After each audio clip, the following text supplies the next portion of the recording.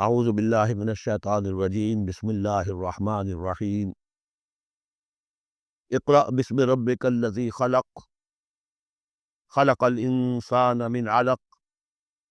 اقرأ وربک الاکرم الذی علم بالقلم، علم الانسان ما لم يعلم۔ صدق اللہ العظیم۔ رب اشرح لی صدری ویسر لی امری واحلل عقدۃ من لسانی یفقہوا قولی۔ اس سے پہلے کئی مرتبہ یہ عرض کیا جا چکا ہے کہ حضور پر جو پہلی وحی آئی، تقریباً اجماع ہے اس پر کہ وہ یہ 5 آیات ہیں سورہ علق کی۔ آپ کی عمر شریف جب 40 برس کے لگ بھگ ہوئی، حضرت عائشہ صدیقہ رضی اللہ تعالی عنہا کی روایت میں یہ ساری چیزیں موجود ہیں، تو خلوت گزینی محبوب ہو گئی، غور و فکر کا غلبہ ہو گیا۔ پھر آپ غار حرا میں جا کر کئی کئی راتیں کئی کئی دن قیام فرما ہوتے تھے، اور شارحین حدیث کا اس پر اجماع ہے کہ وہاں آپ کیا کرتے تھے؟ کان صفت و تعبدہ فی غار حرا تفکر والاعتبار، غور و فکر، سوچ بچار۔ اسی میں پھر ایک دن فرشتہ آیا ہے۔ فرشتے کا آنا اور فرشتہ کیا لے کر آیا جس پر کہ اس نے یہ کہا اقرا، پڑھو، وہ ذرا بات ہے کہ جو ذرا پیچیدہ ہے، سمجھنے کی ہے، وہ عرض کروں گا آپ سے۔ روایت یہ ہے کہ فرشتے نے کہا اقرا، تو حضور نے فرمایا ما انا بقاری۔ فرشتے نے اپنے ساتھ بھینچا لگا کر سینے کے ساتھ، پھر چھوڑ دیا، کہا کہو اقرا۔ حضور نے پھر کہا میں ما انا بقاری۔ تیسری مرتبہ پھر کیا،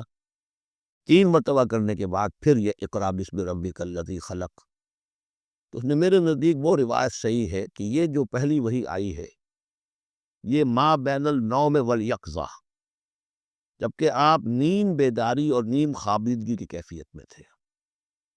اور فرشتہ اس وقت ایک تختی پر لکھی ہوئی یہ آیات لے کر آیا تھا، ورنہ ظاہر بات ہے کہ آدمی پڑھا ہوا نہ ہو تب بھی اسی کی اپنی زبان میں کہا جا رہا ہو کہ یوں کہو، تو وہ تو کہنا مشکل نہیں تھا۔ 40 برس کی عمر تھی آپ کی، کوئی آپ بچے تو نہیں تھے، کوئی شے تھی کہ جس کو پڑھنا تھا۔ وہ جو پڑھنا ہے تو وہ اصل میں یہ اس عالم میں کہ جس کو آپ کہیں گے ما بین النوم والیقظہ، بیداری اور خواب کے بین بین کی کوئی کیفیت تھی جس میں کہ فرشتہ آیا ہے اور اپنی اصل ملک کی شکل میں آیا ہے۔ اس لیے کہ پھر اس نے جب وہ بھی کوئی چیز لکھی ہوئی لایا ہے، روایتوں میں آتا ہے سونے کی تختی تھی جس پر یہ آیات لکھی ہوئی تھی، تو اس پر آپ نے کہا ما انا بقاری، میں تو پڑھا ہوا نہیں۔ اب بات اس کے ساتھ مطابقت رکھتی ہوئی ہے، لیکن پھر جو سینے کے ساتھ بھینچا ہے 3 مرتبہ، تو اس سے گویا کہ آپ کے اندر وہ استعداد پیدا ہو گئی، پھر آپ نے اس کو پڑھا۔ اور یہ میں یاد دلاتا ہوں کہ میں نے جب کہا تھا کہ جب دوسری وحی فترت کے بعد آئی ہے سورہ مدثر کی، تو حضور نے جب دیکھا تھا کہ اب یہ افق اعلیٰ پر یا افق مبین پر حضرت جبرائیل نظر آئے، کیسے پہچان لیا؟ وہی فرشتہ جو غار حرا میں آیا تھا، تو وہاں بھی وہ اپنی اصل ملک کی شکل میں تھے، لیکن وہاں جو رؤیت حضور کو حاصل ہوئی تھی وہ پوری بیداری کی حالت کی نہیں تھی، ما بین النوم والیقظہ، یعنی کچھ نیم خوابی اور نیم بیداری کی کیفیت تھی، لیکن دیکھ لیا تھا حضرت جبرائیل کو ان کی اصل ملک کی شکل میں اس وقت۔ لہذا پھر جب وہ پہاڑ سے اترتے ہوئے یا محمد کی صدا آئی، اور پھر آپ نے 2 مرتبہ پہ ادھر ادھر دیکھا، کوئی نظر نہیں آیا، تو آپ کو کچھ خوف سا بھی طاری ہوا۔ پھر اچانک نگاہ اٹھی تو دیکھا کہ وہی فرشتہ کہ وہی کہ جو غار حرا میں آیا تھا، اس طرح ہے کہ آسمان زمین کے مابین افق پر، اور اس طرح سے ہے کہ پورا افق بھر گیا۔ تو یہ ہے اس کا پس منظر۔ اقرا بسم ربک الذی خلق، پڑھو اپنے اس رب کے نام سے جس نے پیدا کیا۔ خلق الانسان من علق، انسان کو پیدا کیا اس نے اس جون کی طرح کی چیز سے کہ جو رحم مادر میں چمٹ گئی تھی۔ اقرا وربک الاکرم، پڑھو اور تمہارا رب بہت کریم ہے، بہت کریم ہے، بہت مہربان ہے۔ الذی علم بالقلم، جس نے کہ تعلیم دی ہے قلم کے ساتھ۔ عام انسانی تعلیم قلم کے ذریعے سے ہے، حضور کے لیے قلم کے درجے میں فرشتہ ہے، فرشتے کے ذریعے سے حضور کو سکھایا گیا ہے۔ علم الانسان ما لم یعلم،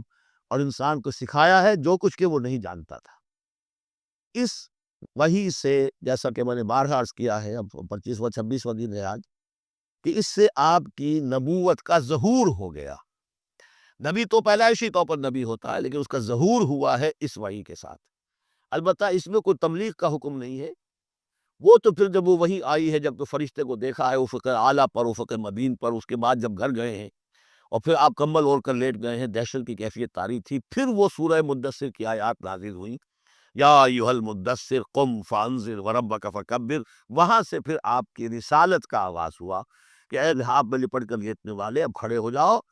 انذار کرو، خبردار کرو لوگوں کو، اور اپنے رب کی کبریائی کا اعلان کرو، اور اس کی کبریائی کے دفاع کی جد و جہد کرو۔ یہ ہم پڑھ چکے ہیں کل سورہ مدثر میں۔ اس کے بعد میں نے عرض کیا تھا سورہ مدثر ہی میں 7 آیتوں میں حضور سے خطاب کے بعد پھر 3 آیتیں تھیں۔ فَإِذَا نُقِرَ فِي النَّاقُورِ فَذَلِكَ يَوْمَئِذٍ يَوْمٌ عَسِيرٌ عَلَى الْكَافِرِينَ غَيْرُ يَسِيرٌ۔ یہاں پہ دیکھیے، یہاں اب 3 آیتیں آ رہی ہیں، یہ آخرت کا فلسفہ بیان کر رہی ہیں۔ کَلَّا إِنَّ الْإِنسَانَ لَيَطْغَىٰ، کوئی نہیں، انسان طغیانی پر، سرکشی پر، زیادتی پر، ظلم پر، تعدی پر آمادہ ہو ہی جاتا ہے۔ کیوں ہو جاتا ہے؟ وہی حساس اور ذہین آدمی جو ایسا غور کر رہا ہے کہ یہ کیا ہو رہا ہے معاشرے میں، کیوں ظلم ہو رہا ہے، کیوں تعدی ہو رہی ہے، کیوں غلط روی ان لوگوں نے اختیار کی ہے،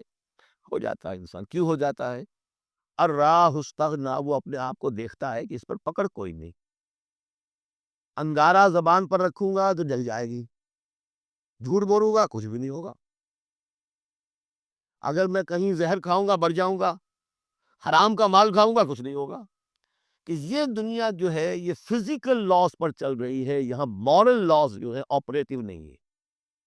اخلاقی قوانین ہے تو صحیح موجود، انسان کے نفس میں ہے، یہ اچھائی یہ برائی، لیکن دنیا جو چل رہی ہے اس میں ان اخلاقی قوانین کا کوئی دخل نہیں ہے، وہ صرف فزیکل لاز پر چل رہی ہے۔ آگ جلا دے گی اور جھوٹ سے کچھ بھی نہیں ہوگا، کھانا بھی نہیں ہوگا، اور آپ نے اگر کہیں پر سنکھیا کھا لیا تو مر جائیں گے، اور آپ حرام خوری جتنی چاہے کرتے جائیں کچھ نہیں ہوگا۔ یہ جو ہے کہ moral law is not operative, جبکہ فزیکل لا آپریٹو ہے، اس وجہ سے انسان جو ہے سرکشی پر، تعدی پر آمادہ ہو ہی جاتا ہے۔ اب اس کا علاج کیا ہے؟ ان الی ربک الرجعی، یہ عقیدہ کہ تمہیں اپنے رب کی طرف لوٹ کر جانا ہے، حساب کتاب ہوگا، جواب دہی ہوگی، یہ یقین اگر دل میں بیٹھ جائے تو سیلف سینسر ہو جائے گا اس کے اپنے اندر، کوئی کام ایسا نہ کروں جس کی جواب دہی نہ کر سکوں، جانا ہے۔ گویا کہ حل جو ہے اس پورے معاملے کا، کسی معاشرے میں اخلاقی زوال آ چکا ہو تو صرف ایک ہے، اور وہ ہے آخرت کا یقین اگر ہوگا کہ ہر چیز کی جواب دہی ہوگی، حساب کتاب ہوگا، جس نے کوئی ذرے کے ہم بدل نیکی کمائی ہوگی وہ اس کو موجود پائے گا، اور ذرے کے ہم بدل بدی کمائی ہوگی، فمن یعمل مثقال ذرۃ خیرا یرہ ومن یعمل مثقال ذرۃ شرا یرہ۔ جب تک یہ نہیں ہوگا، واقعہ یہ ہے کہ انسان جو ہے ظلم، تعدی، جہاں کہیں بھی ہاتھ پڑ سکتا ہے کوئی نہ کوئی غلط حرکت کرے گا۔ اب اس کے بعد تیسرا حصہ وہاں تھا ولید بن مغیرہ سے متعلق، اور یہاں تیسرا حصہ جو ہے وہ متعلق ہے ابو جہل کے۔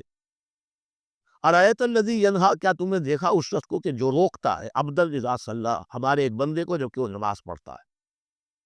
یہ کچھ ظلم اور زیادتی ہوئی ہے 2 مختلف مراحل پر۔ 2 واقعات تو ہمیں ایسے ملتے ہیں کہ حضور کو نماز سے روکا گیا اور آپ کو ایذا پہنچائی گئی، اور کوئی غیر معمولی واقعہ نہیں ہوا۔ ایک مرتبہ حضور صلی اللہ علیہ وسلم سجدے میں تھے، تو بیٹھے ہوئے تھے دور پہ کچھ وہ ابو جہل اور اس کے ساتھی، انہوں نے کہا کہ کوئی ہے ذرا جو فلاں جگہ پر اونٹ ذبح ہوا، اس کی اوجڑی پڑی ہوئی ہے، وہ اوجڑی لا کے محمد کی گردن پہ رکھ دو جب یہ سجدے میں جائیں۔ تو حضور سجدے میں گئے تو وہ اوجڑی لا کے، اونٹ کی اوجڑی بری ہوئی وہ لا کے رکھ دی، تو آپ سر نہیں اٹھا پا رہے تھے۔ پھر حضرت فاطمہ کو معلوم ہوا، وہ آگے دوڑتی ہوئی، پھر انہوں نے وہاں سے اس کو ہٹایا ہے، اور تو اس وقت ایک زیادتی یہ کی گئی، اس وقت کوئی غیر معمولی واقعہ نہیں ہوا، یعنی کہیں اللہ تعالیٰ نے پکڑا نہیں اسے۔ ایک موقع پر یہ ہے کہ حضور نماز پڑھ رہے تھے تو وہ آیا، اس نے آپ کی گردن کے اندر چادر ڈال کر اس کا ایک پھندا سا بنا کے کھینچا کہ آپ کی آنکھیں اگل پڑی۔ لیکن تیسرا واقعہ آتا ہے کہ ایک موقع پر حضور صلی اللہ علیہ وسلم نماز پڑھ رہے تھے، تو اس نے ڈانٹا اور کہا کہ محمد میں نے تمہیں منع کیا مت نماز یہاں پڑھا کیا کرو، اور وہ پھر آگے بڑھا کوئی اقدام کرنے کے لیے پھر پیچھے ہٹ گیا۔ لوگوں نے کہا کیا ہوا؟ تو کہا کہ مجھے اپنے اور محمد کے درمیان ایک کھائی نظر آئی جس میں کوئی پروں والی مخلوق تھی، اور وہ میری تکہ بوتی کرنے کو تیار تھی، اس سے خوف کھا کر وہ پیچھے ہٹ گیا۔ تو مجھے جہاں تک محسوس ہوتا ہے وہ یہ ہے کہ جب تک تو حضور کو ابو طالب کی پروٹیکشن حاصل تھی، اس وقت تک کا معاملہ تو پہلے 2 واقعات ہیں، لیکن پھر جب آپ آئے ہیں اور طائف سے واپس آئے ہیں اور اللہ تعالیٰ کی طرف سے خصوصی پروٹیکشن آپ کو ملی ہے، اس کے بعد کا واقعہ وہ ہے کہ جس کا کہ یہاں تذکرہ ہو رہا ہے۔ ارایت الذی ینہا، کیا تم نے دیکھا اس شخص کو جو روکتا ہے عبدن ہمارے ایک بندے کو اذا صلی جبکہ وہ نماز پڑھتا ہے، ارایت ان کان علی الہدی، کیا تم نے غور کیا اگر وہ شخص ہوتا ہدایت پر، یہی ابو جہل ہدایت کے راستے پر کاربند ہوتا، او ہمارا بالتقوی، یہ ہمت والا آدمی ہے، جرت والا آدمی ہے، بخیل نہیں تھا، اس نے یہی کہا تھا کہ بلی ہاشم نے اگر لوگوں کو غریبوں کو کھانے کھلائے ہم نے ان سے بڑھ کر کھلائے، ابھی تک تو ہم کندھے سے کندھا ملا کر آ رہے، وہ بخیل نہیں تھا، پھر جری تھا، بہادر تھا، میدان جنگ میں گیا ہے، گیر کیا ہے لشکر کو اپنے، اور جب گردن کاٹنے لگے تھے تو کہتا تھا نیچے سے کاٹنا تاکہ نیزے کے اوپر چڑھاؤ گے تو معلوم ہو کہ اونچی گردن ہے کسی سردار کی گردن، تو یہ چیزیں اس کے اندر تھیں، مرد میدان تھا، لیکن یہ ہے کہ وہ جو صدق بالحسنی والے معاملے پہ آ کے مار کھا گئے، لیکن یہ کہ اگر یہی شخص ایمان لے آیا ہوتا، ہدایت پر ہوتا، تقویٰ کی تعلیم دیتا، تو آپ سمجھیے پھر کیا ہوتا، گویا کہ ایک اور عمر فاروق مل گیا ہوتا اس امت کو، بالکل ان کی شخصیتوں کے اندر بڑا پیرلل انداز ہے، حضرت عمر بھی لڑنے بڑھنے والے آدمی، کشتیاں کرنے والے آدمی، ادھر سے جا رہے اس کو دھکا دے رہے، اس مزاج کے آدمی تھے، لیکن یہ کہ بہرحال ان میں وہ چیز موجود تھی کہ بخل نہیں اور بزدلی نہیں، ان دو چیزوں کے بعد جو ہے پھر یہ تصدیق بالحسنی کے لیے اللہ تعالیٰ نے ایک راستہ کھول دیا ان کے لیے، تو ان کے وہ عمر فاروق بن گئے، اس لیے کہ دعا کی تھی محمد رسول اللہ، ارایت ان کذب وتولی، کیا تم نے سوچا کہ اس نے جو جھٹلایا ہے، منہ موڑ لیا ہے، الم یعلم بان اللہ یرا، کیا یہ جانتا نہیں کہ اللہ دیکھ رہا ہے، کلا لئن لم ینتہی، ہرگز نہیں، اگر یہ باز نہ آیا، لنسفعا بالناصیہ، ہم گھسیٹیں گے اس کی چوٹی کے بال پکڑ کر، ناصیۃ کاذبۃ خاطیہ، یہ پیشانی کہ جو خطا کار ہے، جھوٹی ہے، فلیدعو نادیہ، تو بلا لے وہ اپنی پارٹی کے لوگوں کو، بلا لے اپنی بندش کے لوگوں کو، ہم نشینوں کو، سندعو الزبانیہ، ہم بلا لیں گے جہنم کے فرشتوں کو، کلا لا تطعہ واسجد واقترب، اے نبی آپ اس کی بات نہ مانیے، آپ سجدہ کیجئے اور اللہ سے قریب ہو جائیے۔ بارک اللہ لی ولکم فی القرآن العظیم ونفعنی وإیاکم بالآیات والذکر